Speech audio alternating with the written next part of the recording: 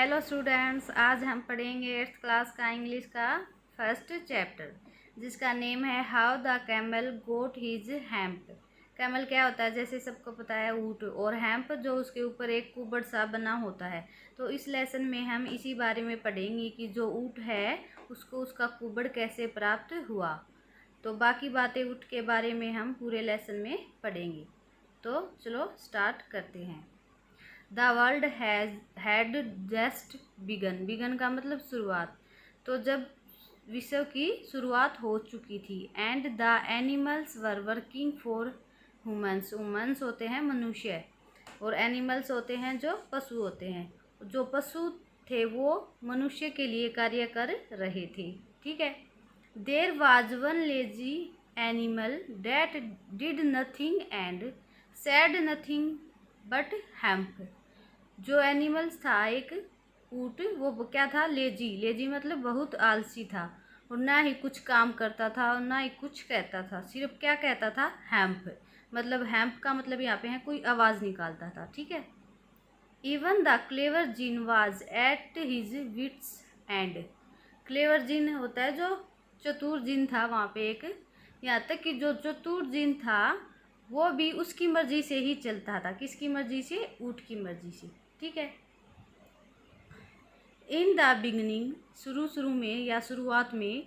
वहन the world was new, जब संसार नया नया था या संसार का शुरुआत हुई थी।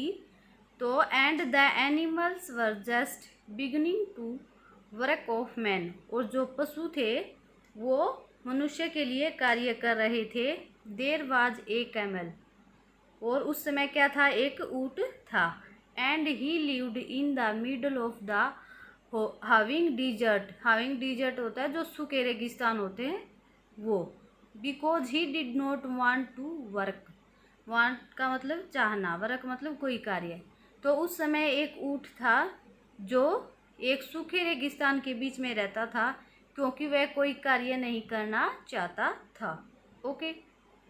ही ate sticks and thorns and prickles and when anybody spoke to him he said hemp। और वह क्या खाता था? ही एट स्टिक्स, वह पेड़ों की टहनियाँ। थोरन्स या प्रिंकल्स होता है जो कांटेदार झाड़ियाँ होती है, रेगिस्तान में होती है ना, जैसे वो।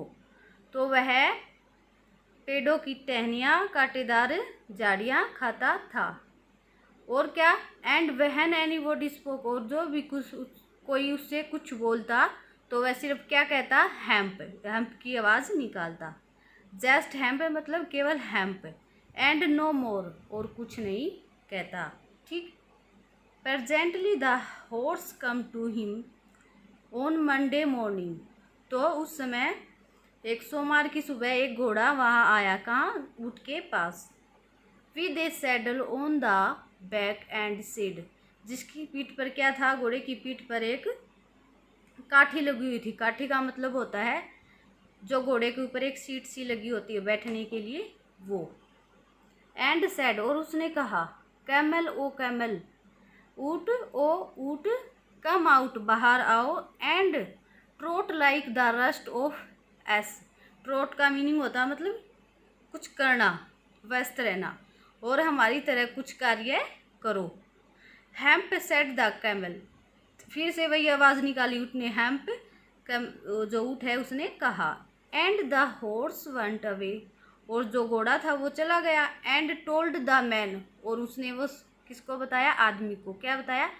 कि जो ऊँट है उसने क्या किया? सिर्फ हैम्प कहा। ये सब बातें उसने जाके किसको बता दी? आदमी को बताई। ठीक है।